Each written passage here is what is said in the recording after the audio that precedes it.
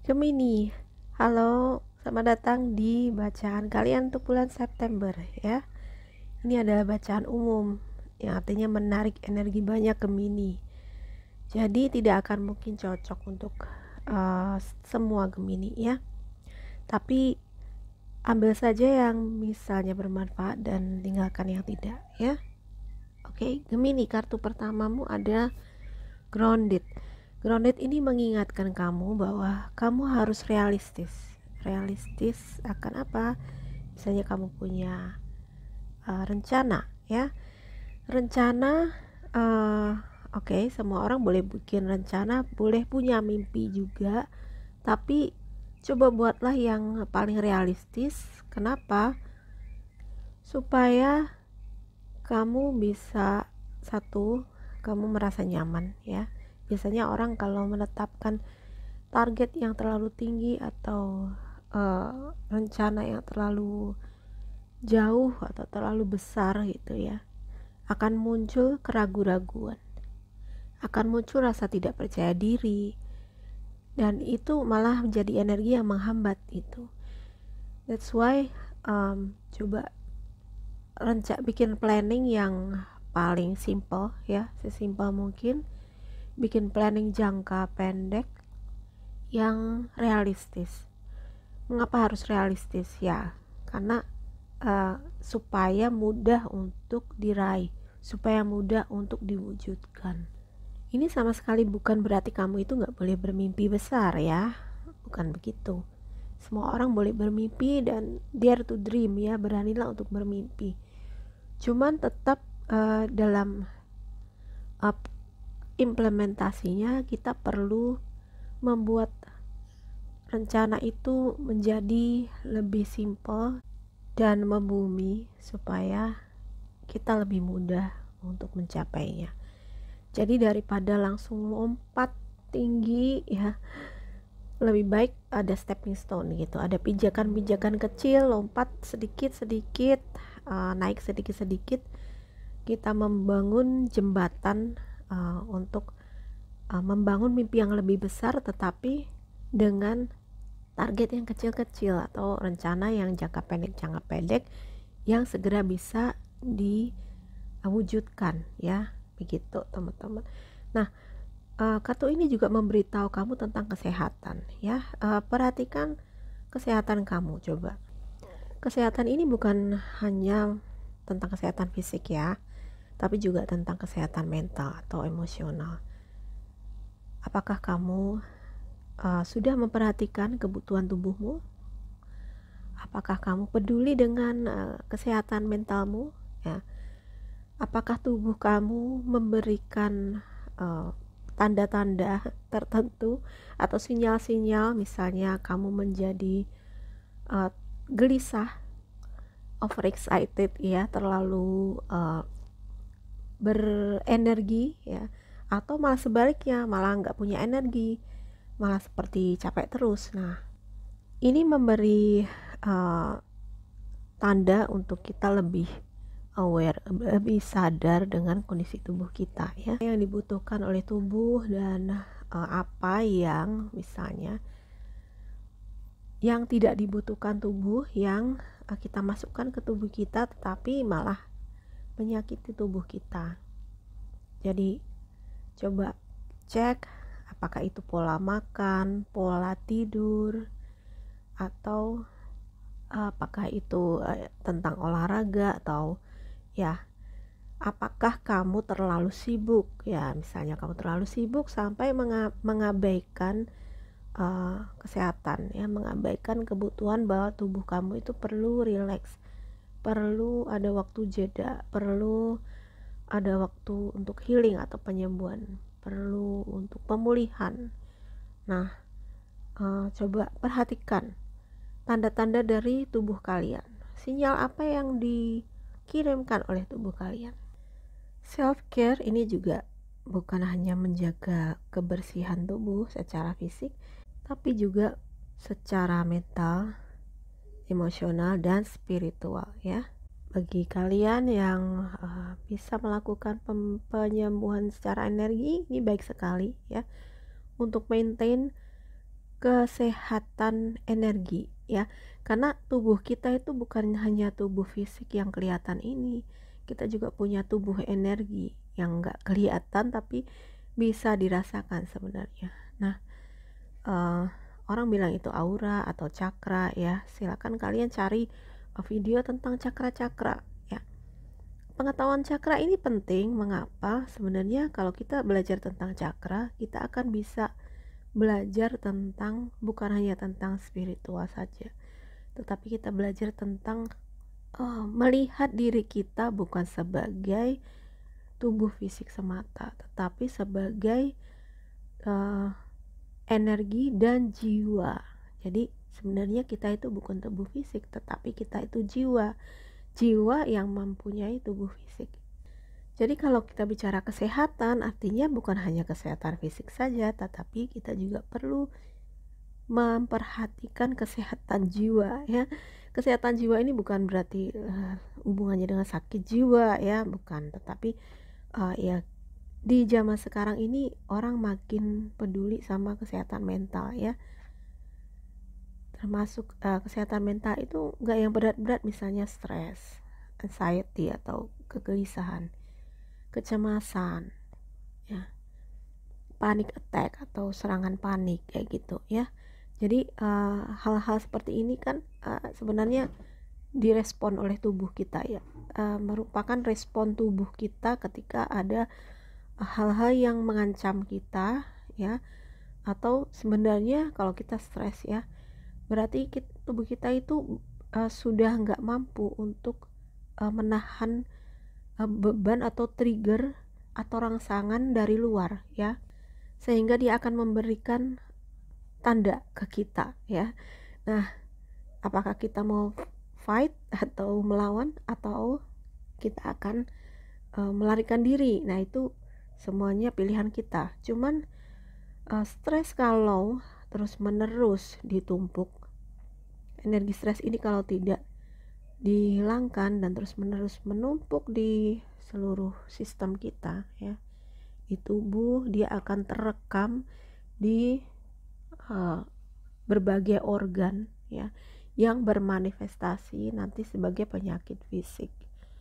Jadi mungkin inilah salah satu pentingnya untuk kita itu belajar tentang kesehatan dan kebersihan energi ya, dan belajar untuk mengendalikan stres, karena stres itu sebenarnya bisa dialami oleh semua orang.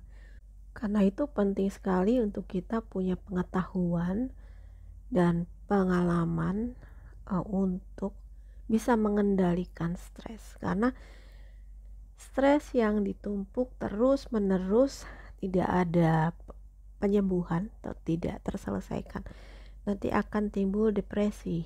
Nah, kalau sudah ke tahap depresi agak serius ya, jangan sampai ini terjadi sama kita. Jadi mumpung tubuh kita itu masih bisa tahan atau sudah kasih tanda ya, segera merespon. Kita harus segera adakan perbaikan. Jangan sampai tubuh kita sebenarnya udah kasih sinyal berkali-kali tapi kita abaikan. Itu bisa nanti fatal gitu ya, bisa fatal dan bisa jadi gangguan yang lebih serius lagi. So, perhatikan tubuhmu, perhatikan apa yang menjadi kebutuhannya dan apa yang tanda apa yang dia kirimkan gitu ya, supaya kita bisa terus menjaga kesehatannya baik fisik maupun mental. Kelihatannya ada yang kangen sama kamu ya, ada orang yang kangen sama kamu. Ini mungkin karena kamu sedang menjalani hubungan jarak jauh ya. Artinya di sini komitmen kamu dengan dia, loyalty atau kesetiaan kalian juga diuji satu sama lain ya. Mungkin ada juga yang di September nanti masuk ke babak baru dalam hubungan romantismu ya. Itu bisa terjadi, ada fase baru, atau ada juga nih potensi yang bisa aja balikan sama mantan gitu ya. Ya semuanya terserah kamu mau kembali balikan nama dia atau enggak. Tetapi potensi ini aku baca karena ada sih orang si Sagittarius ini yang kelihatannya kamu terkoneksi dengan dia. Dia adalah orang yang bisa kamu andalkan untuk mensupport kamu, orang yang dinamis, aktif, dan uh, kalau ini bukan hubungan romantis, artinya ini bisa saja hubungan kemitraan atau pertemanan. Saat ini kamu sedang terlibat dengan seorang Sagittarius. Nah, Sagittarius ini juga kartu ini juga bisa berarti adanya perjalanan dan perubahan lingkungan atau perubahan suasana. Nah, tentu saja ketika suasana atau kondisi di luar diri kita berubah, kita dituntut untuk beradaptasi ya. Bahkan kadang-kadang kita juga dituntut untuk beradaptasinya secara cepat gitu. Nah, ini bisa menimbulkan stres dan kegelisahan. Balik lagi ya, kartu pertama tadi kamu harus jaga, kendalikan stresnya ya, karena kalau ada stres pasti ada stresor atau ada penyebabnya. Jadi mungkin si Sagittarius ini bisa menjadi seorang stresor buat kamu, atau ada sebuah kondisi di mana itu menjadi tantangan sehingga membangkitkan stres untuk kamu, dan kamu perlu belajar untuk mengendalikan stresnya ya, bukan mengendalikan orangnya. Nah, kalau untuk orangnya mungkin kamu harus belajar untuk kompromi sama dia ya. Nah, kartu terakhirmu ada passion ya. Memang kelihatannya untuk menghadapi hubungan jarak jauh ini, atau mungkin dia Sagittarius atau mungkin dia punya kualitas Sagittarius ini, kamu dibutuhkan kesabaran. Nah, di sini gambarnya adalah dua orang yang berkebun ya, berkebun. Artinya ini ibaratnya seperti dua orang ini mereka sedang menanam dan merawat tanamannya dalam sebuah komitmen hubungan, entah itu hubungan romantis atau sekedar hubungan pertemanan dan kemitraan pekerjaan. Diperlukan ya setidaknya dua orang ya. Kalau dalam partnership pekerjaan mungkin beberapa orang ya. Diperlukan komitmen untuk sama-sama merawat hubungan ini, merawat relasi ini menjadi relasi yang sehat dan tumbuh dalam arti secara positif ya. Dan relasi ini jika misalnya ada tantangan atau ada konflik di dalamnya, sebenarnya tujuannya adalah ya seperti dalam tanam-menanam ini, yaitu menumbuhkan kamu, menumbuhkan pihak yang lainnya gitu. Kalau ini dalam sebuah hubungan yang romantis, artinya jika ada tantangan apapun dalam hubungan ini sebenarnya adalah menumbuhkan kepribadian atau kualitas kalian berdua untuk menjadi orang-orang yang lebih baik dan lebih dewasa gitu. Karena itu di sini diperlukan pengendalian diri ya, tentu perlu berkompromi, perlu bertoleransi satu sama lain, belajar untuk mencintai, bahkan cinta tanpa syarat ya. Itu adalah PR manusia yang berat di kehidupan di bumi ini. PR kita semua itu adalah cinta yang tanpa syarat. Bahkan untuk mempelajari cinta tanpa syarat ini mungkin kita harus dilahirkan berkali-kali di bumi ini. Tapi itulah pelajaran kita yang tidak bisa dihindari. Karena itu kita didatangkan nih orang-orang yang menguji kesabaran, menguji seberapa kita bisa belajar untuk mencintai dia, apa adanya menerima dia. Jadi that's why di sini perlu self control dan kekuatan batin. Jadi kalau ada tantangan apapun dalam kehidupan kita, atau ada masa-masa berat, sebenarnya itu digunakan Tuhan sebagai sarana untuk menguatkan batin kita ya. Kekuatan otot-otot spiritual kita itu dikembangkan dan dilatih. Seperti misalnya teman-teman pergi ke gym ya, nge-gym untuk ngegedein otot ya kan. Nah, ngegedein otot itu pakai apa sih? Pakai beban, angkat barbel, kamu angkat mungkin ya alat-alat yang di gym yang digunakan untuk membentuk otot. Biasanya mereka memiliki beban dengan ukuran tertentu ya kan, supaya itu lebih cepat untuk membentuk ototnya. Nah, dalam kehidupan pun seperti itu, otot-otot spiritual kita perlu dilatih juga. Nah, Tuhan ngasih kita latihan itu dengan mengangkat beban kehidupan ya.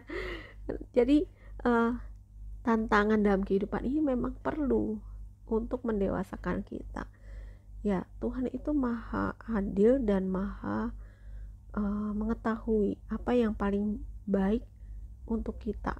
Jadi kita itu dipersiapkan, kita dilatih dengan serangkaian peristiwa dan tantangan dalam hidup supaya kita menjadi orang yang lebih tangguh, yang lebih baik.